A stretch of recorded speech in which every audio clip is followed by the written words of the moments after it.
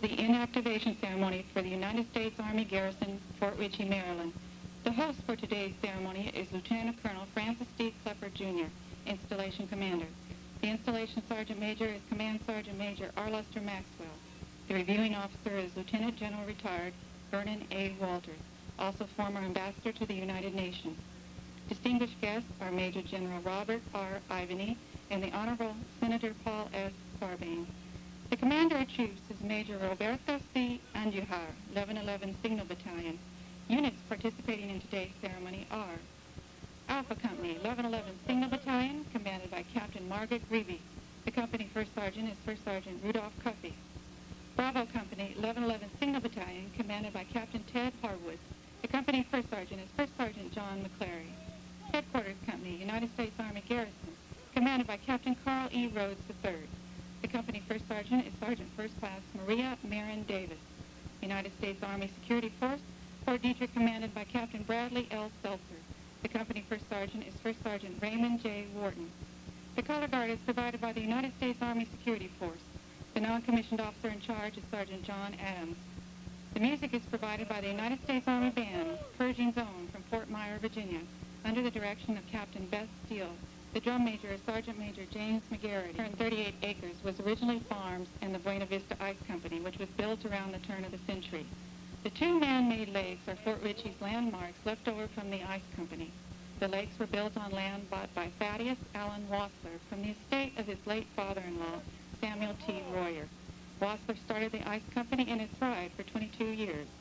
In January 1926, Brigadier General Milton A. Record, Adjutant General of the Maryland National Guard, and officers of the Guard began a search for a new summer training site. Later that year, a 400-acre tract of land near Cascade was selected, and the National Guard began to construct Camp Albert C. Ritchie, named after the popular incumbent governor of Maryland. On May 21, 1926, Captain Robert F. Barrick of Frederick and a member of Company A, 1st Maryland Infantry, was chosen to be constructing quartermaster charged with the planning and the building of the camp. The 1st National Guard troops came for training about a year later on July 9, 1927. The National Guard continued to use the camp until June 19, 1942. It was then that the camp was chosen by the U.S. Army to be used as the Military Intelligence Training Center, MITC. The U.S. Army constructed whatever was needed to convert the summer training camp into a year-round installation capable of housing 3,000 men. $5 million was provided for the 165 structures to be built for the intensive training that took place at Camp Ritchie from June 1942 to January 1945. In 1948, the Army purchased the camp for support of the soon-to-be-constructed Alternate Joint Communications Center, known as Site R, and it became Fort Ritchie. In 1962, the unit known as the Strategic Communications Command, STRATCOM, moved to Fort Ritchie. The Major Command changed its name to the U.S. Army Communications Command and moved to Fort Huachuca, Arizona. But its largest subordinate command was the 7th Signal Command, which remained here at Fort Ritchie until October 19, 1993, when it was deactivated. Also in October 1993, the U.S. Army garrison Fort Ritchie came under the Military District of Washington. In 1995, Fort Ritchie was placed on the base realignment and closure list for closure. And over the past 3 years, the different activities at the post have prepared to move to new locations, culminating in today's ceremony.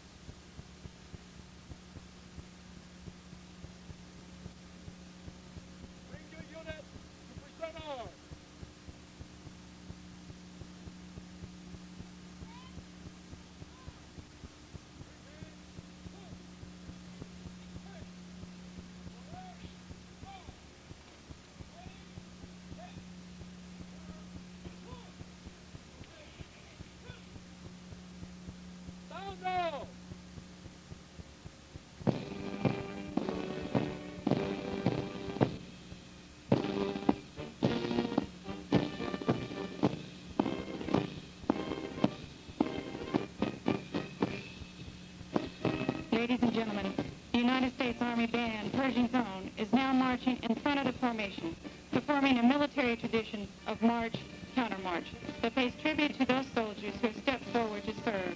This march across the front of the line is said to have originated with the Crusades in 1095 A.D.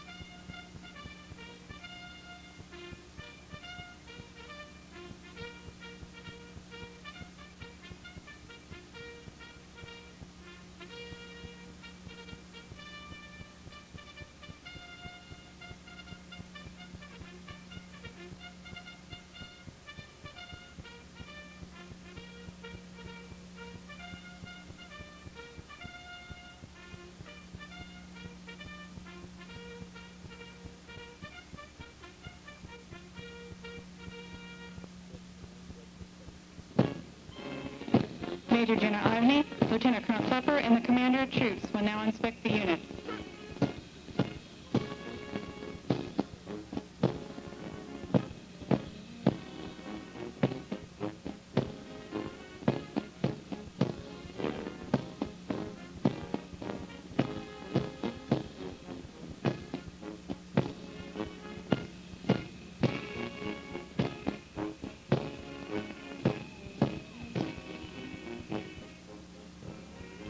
The inspection, a traditional part of our military ceremonies, derives from British heritage.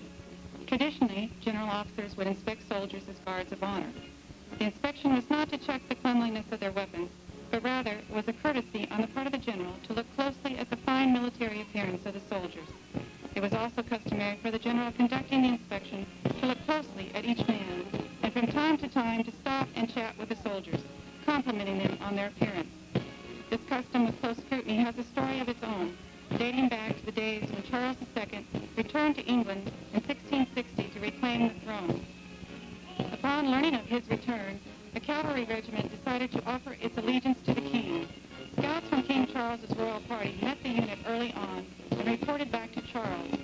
With justifiable suspicion, King Charles went forward with a lone attendant to assure himself it was not a trap. Upon reaching the unit, he passed slowly among the ranks of troops and carefully examined each man's face for signs of treachery. Convinced of the unit's sincerity, he accepted their allegiance and ordered the regiment to escort him to London. This became the Royal Guard. In much the same way, the reviewing party inspects the soldier, not only to get a good look at the unit's fine military appearance, but to outwardly express to the soldiers their appreciation for their participation here today.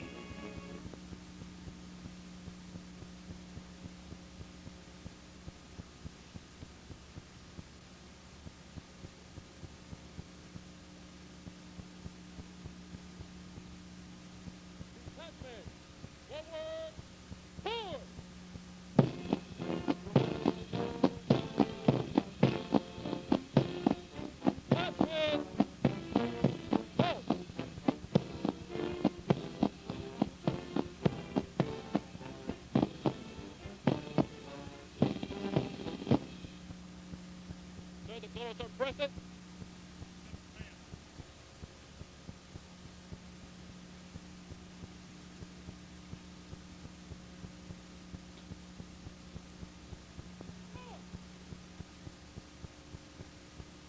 Detachment. Reset. Order.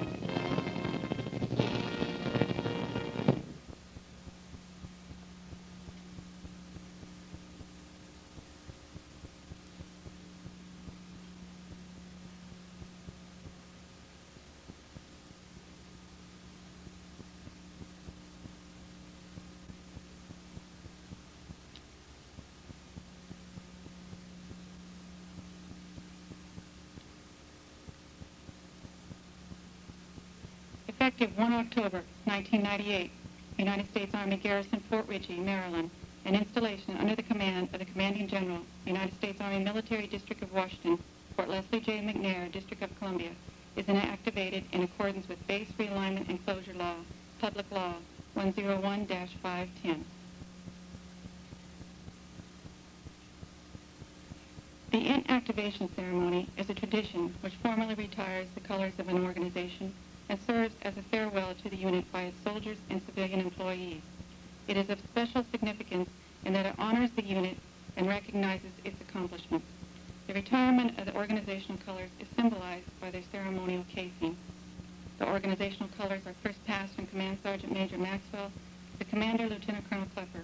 Lieutenant Colonel Clepper will lower, then furl the organizational colors, allowing Command Sergeant Major Maxwell to case them. Upon completion of the casing, Lieutenant Colonel Clepper presents the case colors to Major General Robert R. Ivany, Commanding General of the Military District of Washington, who passes them back to Command Sergeant Major Maxwell, who then passes the case colors to the color bearer, Specialist Melinda Kennedy, to be carried from the field.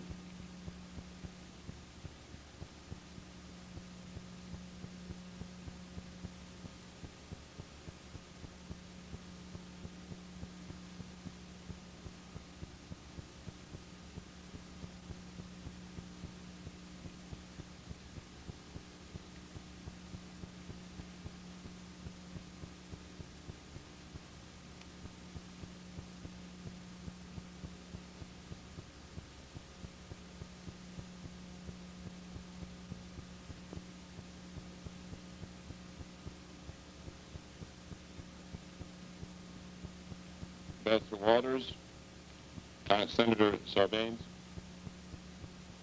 Congresswoman Mrs. Bartlett, Assistant Secretary Apgar, General Baldwin, General Renzi, distinguished guests, soldiers, civilians, and friends of Fort Ritchie. Thank you for joining us on this beautiful afternoon to recognize the service of Fort Ritchie to our nation and mark its transition from military to civilian stewardship. Fort Ritchie has a proud heritage of contributions spanning more than 70 years. From a Maryland National Guard training camp to its contributions to the current era, Fort Ritchie leaves a proud legacy.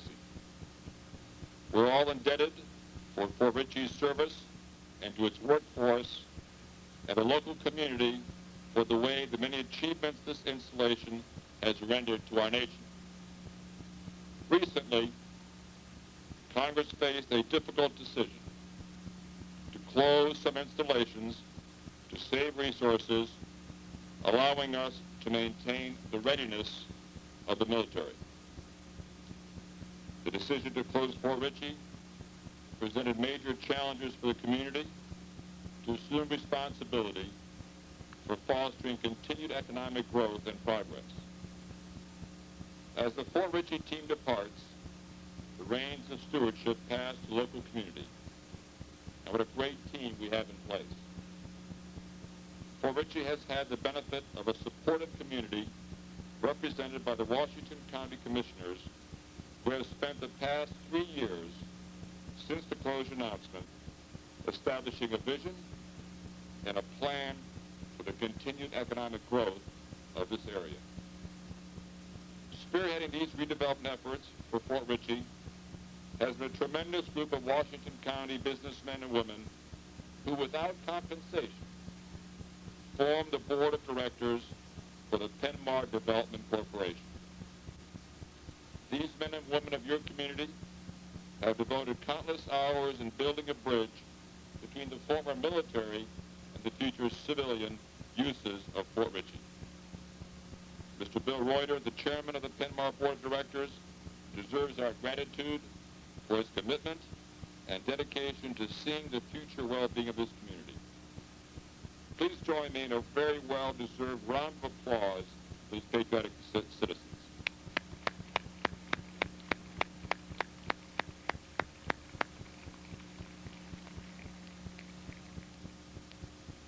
I've been in command only for a very short time, but my predecessor and the military district of Washington staff have been unanimous in their praise of the cooperation and teamwork which has been exhibited between the Fort Ritchie military community and the surrounding civilian community. Clearly, our mutual success in this important program is a model for other communities and other forts to emulate. Equally noteworthy is the support of Senators Paul Sarbanes and Barbara Mikulski, Congressman Roscoe Bartlett, and numerous state and local officials who have paved the way for innovative approaches to redevelopment initiatives. Without their firm support and personal involvement, we would not have been able to achieve our goal of simultaneously closing and redeveloping this wonderful community asset known as Fort Ritchie. What has made the closure of Fort Ritchie a particularly unique success is our ability to accomplish the task 3 years ahead of the congressional mandate.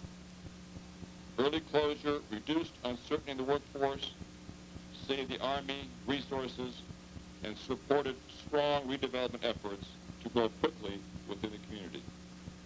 This is a track record of achievement we must maintain as we approach the conveyance of the property to civilian control.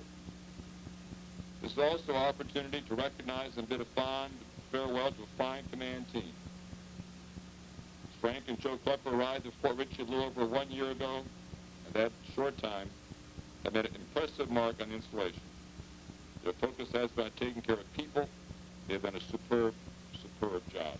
Please join me in a round of applause for Frank and Joe Clepper for their great job here.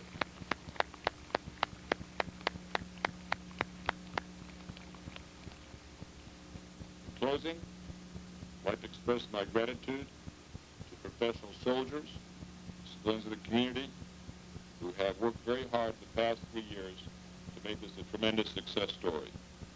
We're very proud of what you have accomplished. We stand here really 3 years early based upon your hard work.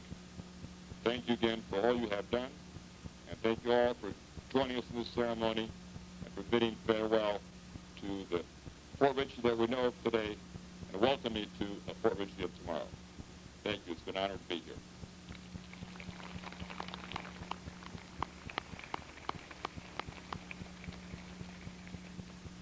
Ladies and gentlemen, Lieutenant Colonel Francis Clepper, Installation Commander.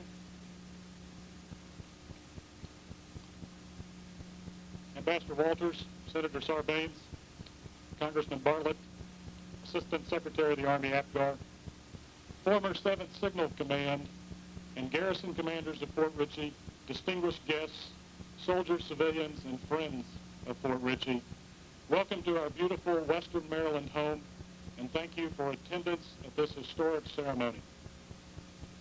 The success of this ceremony is due in large part to the dedication, commitment, and hard work of every member of the installation. I would like to personally thank the members of the U.S. Army Band, Pershing Zone, members of the 1111th Signal Battalion, the Fort Detrick Security Detachment, and the U.S. Army Garrison Fort Ritchie for their participation. It is an outstanding professional soldiers like those standing before us and the ones diligently working behind the scenes that make the U.S. Army the premier fighting force in the world. Additionally, I'd like to recognize the tremendous effort made by every civilian member of the installation in making Fort Ritchie shine and executing flawlessly every task in preparation for this symbolic event. I think today's weather provided an apt and timely analogy for this ceremony. Like this morning, everyone who has been touched by Fort Ritchie is a little gray and overcast that an era of faithful service to the nation is coming to a close. But, quite frankly, the fog lifted and the sun broke through, and so too I predict that this is a harbinger of this area's future, a future of continuing contribution to the Quad County area of Western Maryland and Pennsylvania. And though there may yet be a cloud or two on the horizon, the strength of this community is in its people. And I am confident that they will rise to any occasion as they always have in the past.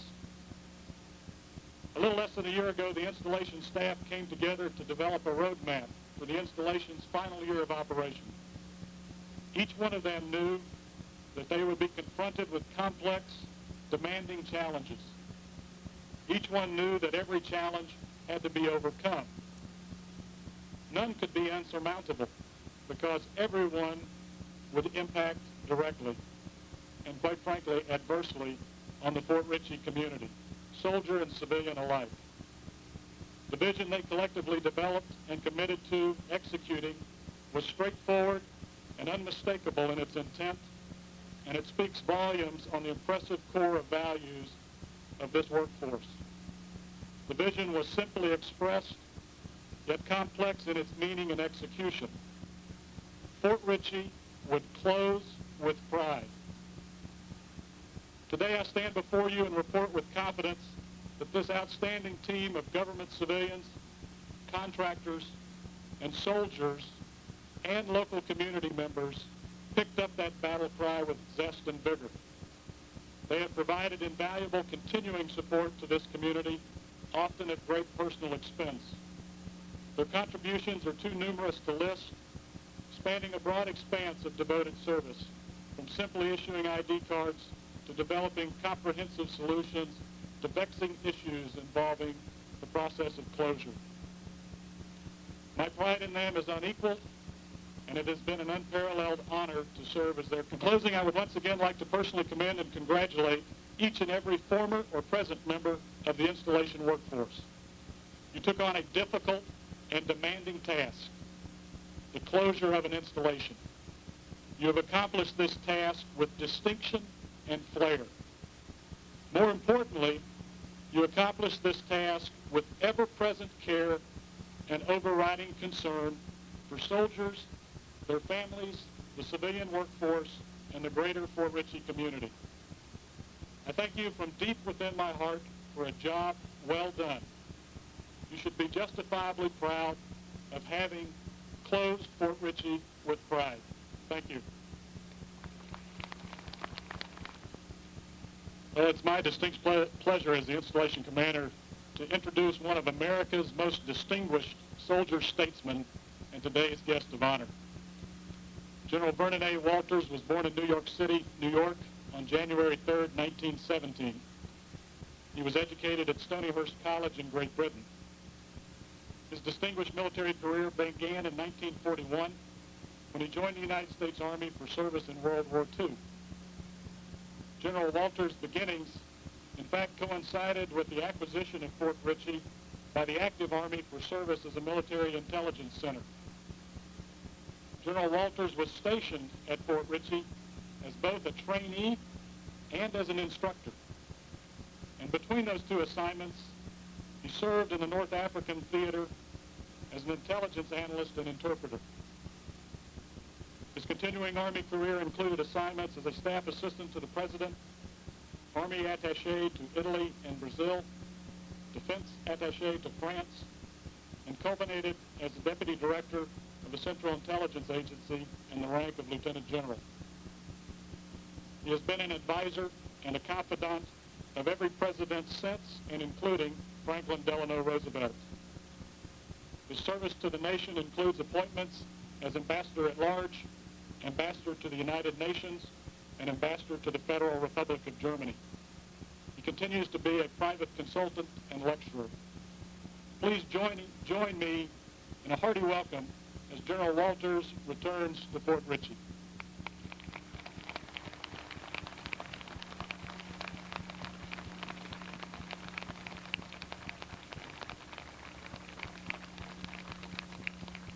Senator Sarbanes, Congressman and Mrs. Bartlett, General Vernon, Colonel Clepper, and I believe Assistant Army Secretary Apgar is also here.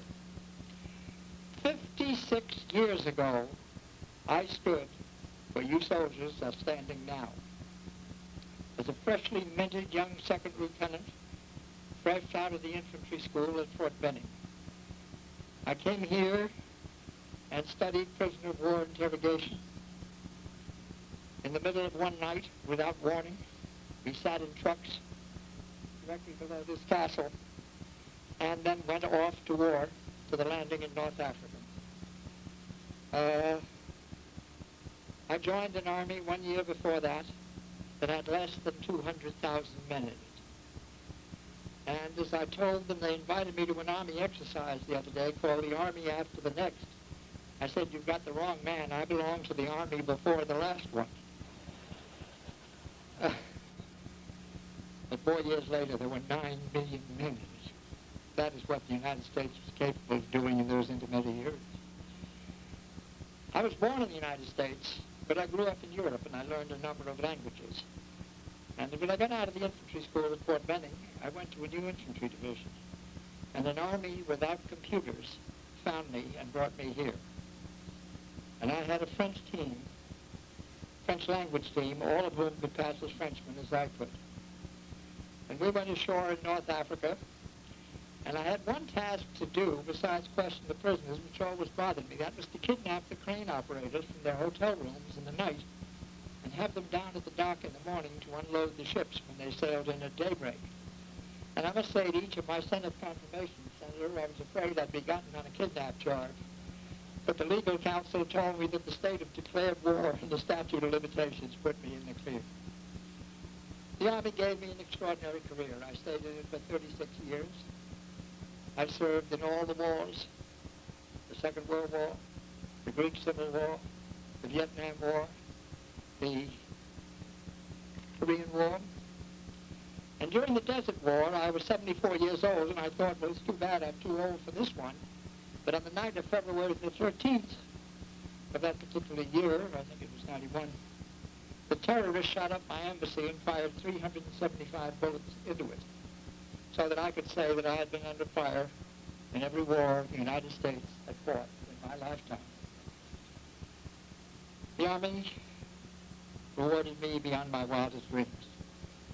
I ended it without a high school or a college diploma, and I believe that I was and still am the only general officer in the armed forces of the United States without either of those degrees. But still, they made me a lieutenant general. So, whatever I hoped for from the Army, and the United States, I was rewarded beyond the wildest dreams. Fort Ritchie, I remember it as Camp Ritchie, the only permanent buildings when I came here, with this one behind us, small stone ones over there, and two buildings on the other side of the lake. We lived in pyramidal tents. The Army became the Army's intelligence school and trained the intelligence specialists we needed to help win the war. And the experience I had here will always remain a warm one in my heart because of the friendliness and understanding of the surrounding communities, almost overwhelmed by the number of soldiers who were dumped into this area on what are essentially very small communities. And to see so many of you here today really warms my heart more than half a century later, that that relationship has endured between us. A closure is always a sad thing. It is sometimes inevitable. What is important is that we never close the spirit that built Fort Ritchie, the spirit that kept it going, the spirit which you have inherited today and has enabled you to plan for the future life of Fort Ritchie. I can only tell you, Colonel Clepper, what an extraordinary privilege it is for me to be here among you today, 56 years later, rewarded beyond the wildest dreams of the young lieutenant of 1942. To all of you who stand out here and represent Camp Ritchie's last expression as a military installation, I salute you, and I thank you. Thank you.